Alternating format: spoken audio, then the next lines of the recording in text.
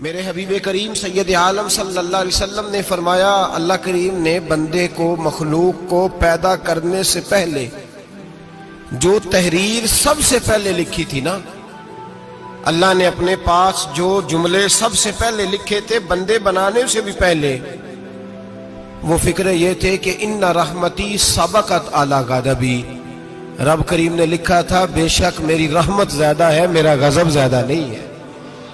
اس نے لکھا تھا کہ میری رحمت ہمیشہ میرے غضب پر غالب رہے گی، غلبہ رحمت کا ہے۔ سنیں بڑی پیاری حدیث، بڑی خوبصورت حدیث، کنز المال میں دیگر کتب احادیث میں ہے۔ حضرت ابو ہریرہ رضی اللہ تعالیٰ عنہ فرماتے ایک بابا جی نبی پاک کی بارگاہ میں آئے، اور جب وہ واپس جانے لگے تو میں نے عمر پوچھی تو عمر تھی 96 سال۔ کہتے ہیں بزرگ جب آئے نا تو یہ بھویں جو ہے نا ان کی سفید ہو کے تو یوں آنکھوں پہ آ گئی۔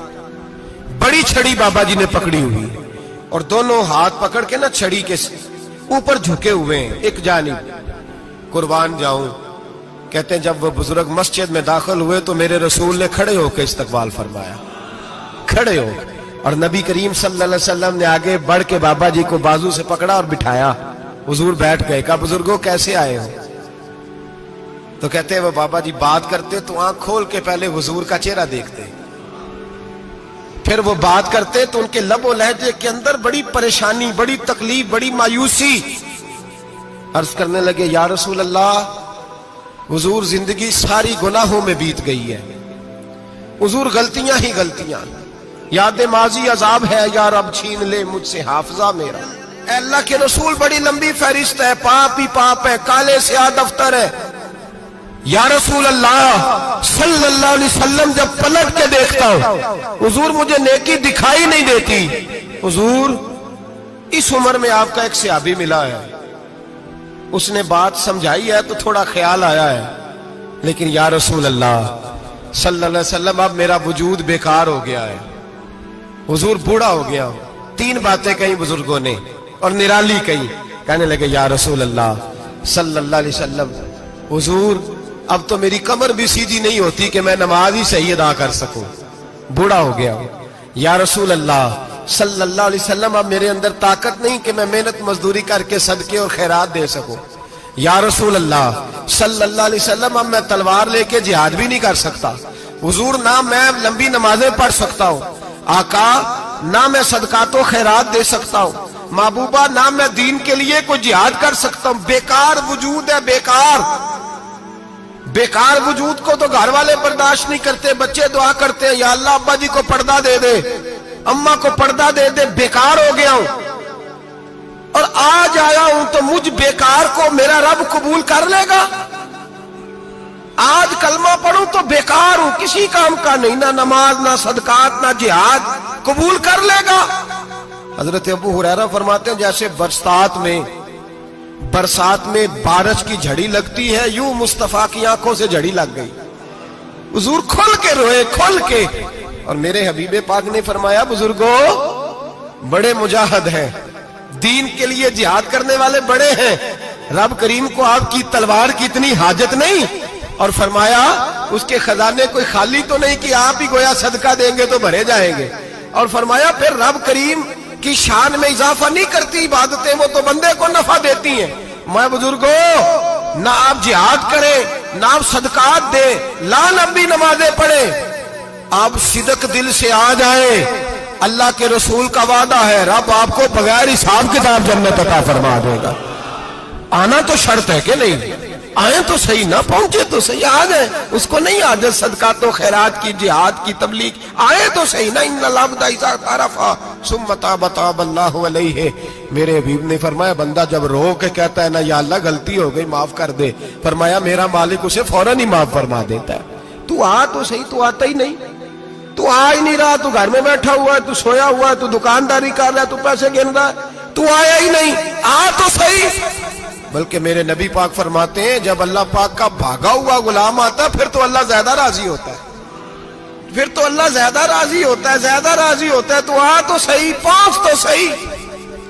بلکہ صوفیاء تو اور بات کرتے ہیں، وہ کہتے ہیں تو کبھی بھول کے بھی رب رب کرے تو اللہ تو اسے بھی قبول کر لیتا ہے، بھول کے۔ ملا رومی کہتے ہیں بنی اسرائیل کا بندہ ہے، सनम पत्थर को कहते हैं, बुत को कहते हैं। बुत के सामने खड़ा है और सारी रात कहता है या सनम या सनम या सनम, ऐ पत्थर ऐ बुत, सारी रात पुकारता रहा। रात गहरी हो गई, नींद का गलबा थक गया, सोने के करीब आया तो गलती से मुंह से निकल गया या समद, या सनम की जगह निकल गया। रब करीम ने फरमाया जिब्रील दौड़ के जा, जो मांगता इसे दे दे। हजरत जिब्रील अर्ज करते हैं मौला भूल के तेरा नाम ले रहा है, भूल के ले रहा है। तो रब करीम ने फरमाया चल नाम तो मेरा ही ले रहा है ना, मेरा ले रहा है ना। या अल्लाह, वो अल्लाह करीम ने फरमाया झूठे के सामने सारी रात का खड़ा है, सारी रात का पुकार रहा है, उसे कुछ नहीं मिला तो सच्चे का नाम लिया है। अगर मैं भी कुछ ना दूं और बुत में और मुझ में फर्क क्या रह जाएगा। जा जो मांगता है झोली भर के दे, नाम तो लिया है ना। ओ भाई तू बहाना तो बना ना, ओ आ तो सही ना, तू यहां आ जा, पहुंच जा, आ जा, बस बैठ जा, उसकी बारगाह नाज में हाजिर तो हो ना। तुझे फुर्सत ही नहीं, तू यारों के लिए टाइम निकालता है, बाजारों के लिए टाइम निकालता है, गलियों के लिए टाइम निकालता है, चौकों चौराहों के लिए टाइम निकालता है, हफ्ते में एक दिन होटलिंग के लिए भी जाता है, लेकिन कभी छुप के दो नफलों की तुझे तौफीक नहीं होती। और मैं कई दफा कह चुका हूं, जिस बंदे को बगैर इबादत के रिज़्क ज्यादा मिलने लग जाए उस पर आजमाइश होती है। रब करीम अल्लाह फरमाता है इसको पैसे दो, इसे आने ना देना, इसको को चल पैसे दौड़ जा। लोग समझते हैं मैं बड़ा ज़हीन हूं, अक्लमंद हूं, देखो मैं अपनी होशियारी से चालाकी से आगे निकल गया। तो आजमाइश है, ये तो आजमाइश है रब करीम की तरफ से, ये तो उसकी खुफिया तदबीर है। मेरे भाई उसकी बारगाह नाज तक जो आ गया, आना तो हमारी जिम्मेदारी है कि नहीं। फिर उसकी रहमत आगे बढ़ के इस्तकबाल कर लेती है, फिर अल्लाह का फजल उसको थाम लेता है उस बंदे को। और खुदा की रहमत कितनी ज्यादा है। मेरे हबीब करीम सैयद आलम सल्लल्लाहु अलैहि वसल्लम ने फरमाया अल्लाह ने अपनी रहमत के 100 हिस्से किए। हुजूर फरमाते हैं एक हिस्सा अल्लाह ने दुनिया में नाज़िल किया है। कितना? एक हिस्सा। फरमाया ये जो माँ बेटे से प्यार करती है, बाप बेटे के लिए मजदूरी करता है, जो बहन भाई के लिए रोती है, ये जो बीवी शौहर के लिए दुआ मांगती है, ये जो बच्चे माँ बाप से प्यार करते हैं, फरमाया ये उस एक रहमत का नतीजा है, एक रहमत का नतीजा। तो सहाबा कहने लगे या रसूलल्लाह वो 99 किधर है? नबी पाक ने फरमाया रब करीम ने संभाली हुई है, कयामत के दिन तुम्हें अता फरमाएगा। अभी तो एक नाज़िल की है, अभी अल्लाह ने हजरत यूसुफ अलैहिस्सलाम के जमाने में कहत हो गया। तो जनाब यूसुफ अलैहिस्सलाम ने, क्योंकि आप अल्लाह के नबी से पहले से जान गए कहत होगा, तो हजरत यूसुफ ने गंदम पहले स्टॉक कर ली थी बहुत ज्यादा। बाकी इलाकों में जब कहत पड़ा ना, अब सब लोगों ने मिस्र की तरफ रुझान किया गंदम लेने के लिए। तो हजरत यूसुफ अलैहिस्सलाम ने ना शहर के दरवाजे पर बंदे खड़े कर दिए। फरमाया जो बंदा आए ना उससे 2 सवाल पूछना। जो आएंगे लोग गंदम खरीदने, जो आए 2 सवाल पूछना। एक पूछना कहां से आया है और एक पूछना लेके क्या आया है।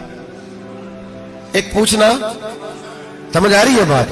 और दूसरा पूछना कि लेके सोना लेके आया है, चांदी गंदम खरीदनी है तो क्या चीज लेके आया है, कि नगद पैसे लाया है, ये पूछ लेना। जो आए 2 बातें पूछना। एक पूछना कहां से आया है और दूसरा पूछना क्या।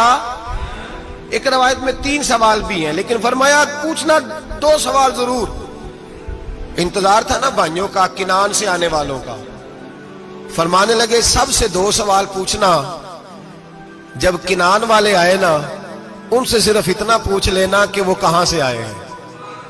अगर पूछे ना किनान से आए हैं तो फिर ये ना पूछना क्या लेके आए हैं, फिर मैं जेबे खुद टटोल लूंगा वो क्या लेके आए। बाकियों से 2 सवाल। जब मेरे भाई आए ना, भाई भाइयां दे वैरी हुंदे ते भाई भाइयां दियां बावां। जब मेरे भाई आए तो उनसे ये नहीं पूछना कि वो क्या, बस ये पूछना कि कहां से। इतनी बात पूछना, बाकी मैं पूछ लूंगा। आप फरमाने लगे रब भी फरिश्तों से कहता है तुम कब्र में ना मेरे बंदों से ज्यादा सवाल ना करना, बस ये पूछ लेना मुझे मानते हैं, मेरे नबी को मानते हैं। कब्र में तुम इतने सवाल पूछ लेना, बाकी लेके क्या है वो मैं खुद ही पूछ लूंगा। फरिश्तों के सामने रब करीम अपने बंदे को बेआबरू करना, बस तू ये बता दे अल्लाह रसूल को मानता है कि नहीं। बाकी जो तेरा हिसाब किताब है ना, अल्लाह फरमाते हैं मैं क़यामत में कर लूंगा, मैं पूछ लूंगा इसका क्या इलाज करना है। बस तुम इतना बता दो मुझे मानते हो, मेरे रसूल को, मेरे भाई, मेरे नबी करीम। علیہ السلام فرماتے ہیں جو بندہ توبہ کرنے والا تھا، اللہ کی بارگاہ میں آنے والا تھا، بار بار توبہ کرتا تھا، احساس رہتا تھا، اسے احساس تھا، آیا کرتا تھا، پھر بھی غلطیاں ہو گئی، قیامت کے دن رب کریم اپنے فضل کی چادر اس پہ ڈالے گا، فضل کی چادر ڈالے گا، اور رب کریم اس سے پوچھے گا یہ گناہ کیا تھا؟ اور نبی پاک فرماتے ہیں اس نے بڑے بھی گناہ کیے، اللہ چھوٹے چھوٹے گناہوں کے بارے میں پوچھے گا، یہ غلطی کی تھی، یہ گناہ، بندہ ڈر رہا ہے، وہ کہہ رہا ہے پتہ نہیں سزا کیا ملے گی، کیونکہ دنیا میں بھی ڈرتا رہا، یہاں بھی ڈر رہا ہے، شرط یہ ہے کہ احساس والا ہو، آتا رہو، پھر بھی غلطیاں ہو گئی، خیال کرتا تھا، محنت کرتا تھا، نیک ہونے کی جدوجہد کرتا تھا، کوتاہیاں رہ گئی، یہ گناہ کیا تھا یا اللہ بھول گیا تھا، یہ گناہ کیا اللہ مجھ سے غلطی ہو گئی، یہاں بھی کیا تھا یا اللہ غلطی ہو گئی۔ نبی پاک صلی اللہ علیہ وسلم فرماتے ہیں چھوٹے چھوٹے گناہ اللہ دکھا رہا ہے اور اسے کہہ رہا ہے یہ کیا تھا، مانتا جا رہا ہے۔ رب کریم فرماتا ہے پتہ ہے میں تیرے ساتھ کیا کرنے والا ہوں؟ ٹانگیں کانپ گئی، یا اللہ پتہ نہیں، فرمایا میں تجھے ان گناہوں کے بدلے نیکیاں دینے لگا ہوں، ان گناہوں کے بدلے نیکیاں۔ نبی پاک فرماتا ہے فٹافٹ ہی بول پڑا، کہنے لگا یا اللہ میں نے تو بڑے بڑے گناہ بھی کیے، اگر تو نے گناہوں کے بدلے نیکیاں دے دیا تو میرے تو بڑے بڑے پاپ بھی ہیں، وہ دوسرے کدھر ہیں؟ میرے حبیب کریم علیہ الصلوۃ والسلام فرماتے ہیں رب مسکرائے گا جو رب کی شان کے لائق ہے، اللہ فرمائے گا تیرے دل میں احساس تھا، تو آیا کرتا تھا، تو توبہ کرتا تھا، تو میری بارگاہ ناز میں آتا تھا، پتہ تیرے اوپر چادر کیوں ڈالی ہے؟ یا اللہ نہیں، فرمایا میں تجھے اپنی رحمت کی چادر میں چھپا کے جنت میں داخل کرنا چاہتا ہوں۔ میرے بھائی تو آ تو صحیح، تو پہنچ تو صحیح۔ میرے نبی کریم علیہ الصلوۃ والسلام نے ایک دن صحابہ سے پوچھا ایک بات تو بتاؤ، بخاری مسلم کی حدیث ہے، یا رسول اللہ پوچھئے۔ نبی پاک صلی اللہ علیہ وسلم نے فرمایا اگر کوئی آدمی صحرا میں سفر کر رہا ہو، بہت بڑا صحرا ہو، اونٹ پر اس کا سفر ہو اور اس نے اونٹ پر کھانے پینے کا سامان باندھا ہو، پیسے بھی رکھے ہو، پانی بھی رکھا ہو، تھک گیا سفر کرتا کرتا، درخت کی ایک ٹہنی کے ساتھ اونٹ کی نکیل باندھی اور درخت کے نیچے لیٹ گیا آرام کرنے کے لیے۔